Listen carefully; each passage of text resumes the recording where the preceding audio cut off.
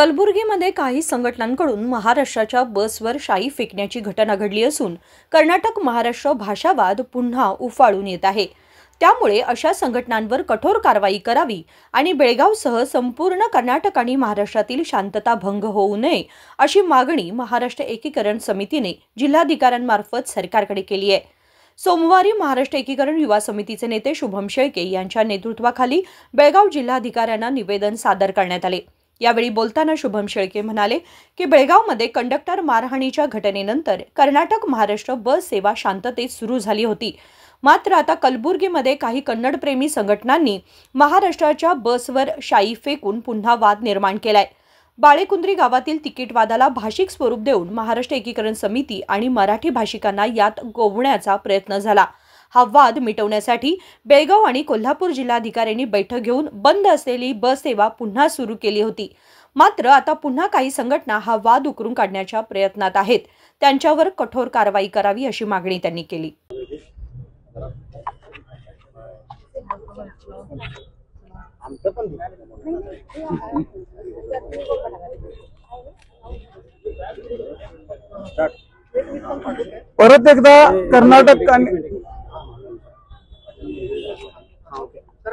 परत एकदा कर्नाटक आणि महाराष्ट्र राज्यातलं वातावरण खराब करण्याचं काम या वेगवेगळ्या संघटनांच्या माध्यमातून होत आहे। गेल्या काही दिवसांमध्ये आपण झालेले प्रकार बघितलेले आहेत।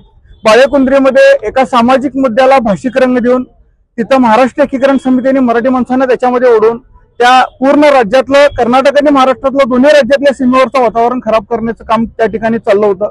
त्याचबरोबर कर्नाटकमध्ये चित्रदुर्गमध्ये बसवर हल्ला झाला, त्याला उत्तर म्हणून महाराष्ट्रातून त्या ठिकाणी बसेसवर हल्ला होत आहे।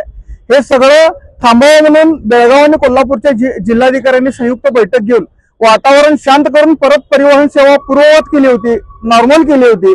हे सगळं नॉर्मल असताना परत काल गुलबर्ग्यामध्ये महाराष्ट्राच्या बसला लाल पिवळा रंग फासून त्या ठिकाणी त्या कंडक्टरला सुद्धा लाल पिवळा रंग फासण्यात आलेला आहे, लाल पिवळा झेंडा लावण्यात आलेला आहे।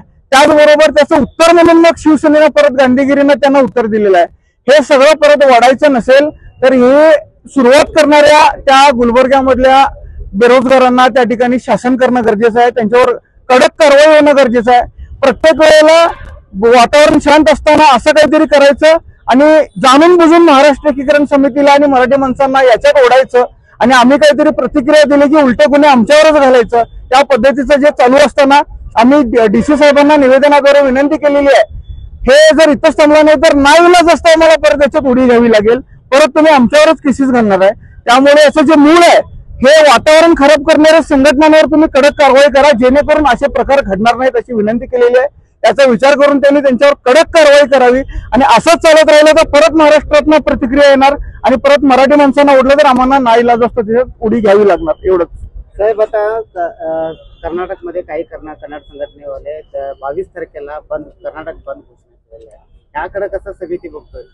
नाही, आम्ही त्याच्याकडे मुळात बघतच नाही, त्याच्याकडे बघण्याची काही गरज नाही असं आम्हाला वाटतंय। कर्नाटक बंद कशासाठी? कर्नाटक बंदसाठी काय तर कारण हवं ना, विनाकारण पूर्ण राज्याला तुम्ही वेठीस धरालाय तर किती गांभीर्याने त्याचा विचार करावा हे कर्नाटकातली जनता ठरवेल। आम्हाला मुळातच त्याच्याशी काही देणं घेणं नाही, त्यामुळे आम्ही याचा अजिबात विचार करणार नाही।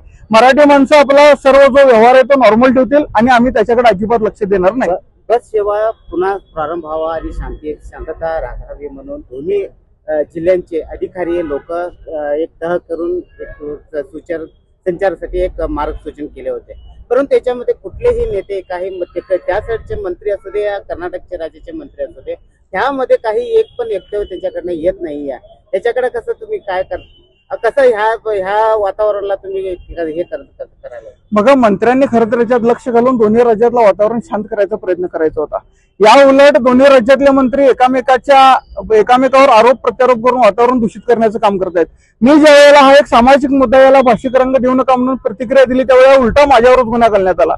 त्याबरोबर डीसीने एक विधायक पाऊल उचललं होतं। मंत्र्यांच्या आमंत्रणाची वाट न बघता स्वतःहून त्यांनी जिल्हाधिकाऱ्यांना कोल्हापूरच्या भेट घेऊन ही बस सेवा पूर्ववत केली होती। त्याचा तरी विचार करून प्रत्येकाने शांतता राखणं गरजेचं आहे।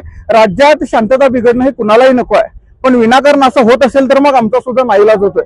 समितीचा संबंध नसताना तुम्ही जाणून बुजून याच्यात मग मराठी माणसांना ओढता, मग ते अनाधिकृत झेंडा तुम्ही तिथे घेऊन फिरता, मग आम्हाला नाईलाज होतोय। त्यामुळे मंत्र्यांनी सुद्धा दोन्ही राज्यातले याचा विचार करून याच्यावर कायमस्वरूपी तोडगा काढणं गरजेचं आहे. केंद्रानं 3 लोकांची जी समिती केली होती ती त्याचं काम तसंच राहिलेलं आहे. ते कुठेतरी पुढे नेऊन एक समन्वय समिती त्या ठिकाणी स्थापन करून दोन्ही राज्यातली शांतता कायम राहील याच्यासाठी केंद्रानं पावलं उचलणं गरजेचं आहे. सीमा भागाचे जे काही लोक तिथल्या ज्या सीमा भागाच्या लोकांना ह्या बस व्यवस्थापनावर खूपच त्रास व्हायला याच्याकडे तुम्ही काय तर शासनाला मार्गसूची देणार आहे का? नाही, निवेदन आम्ही त्यासाठीच दिलेलं आहे ना. हे वातावरण परत खराब होऊ नये आणि बस सेवा परत बिघडू नये आणि यातून सामान्य माणसाचे हाल होऊ नयेत यासाठीच हे निवेदन आहे. त्यामुळे जो माणूस याची सुरुवात करतोय त्याच्यावर खऱ्या अर्थानं ऍक्शन घेणं गरजेचं आहे. सुरुवात केल्यानंतर प्रतिक्रिया आलेल्यांवर फक्त गुन्हे होत असतील, मग सुरुवात करणाऱ्यांना तुम्ही प्रोत्साहन देतोय असं त्याचा अर्थ होतोय. त्यामुळे जे याची सुरुवात करतात त्याच्यावर शासन होणं गरजेचं आहे. यावेळी महाराष्ट्र एकीकरण समितीचे सदस्य आणि पदाधिकारी उपस्थित होते. संकल्प शिंदे, KMM मराठी, बेळगाव.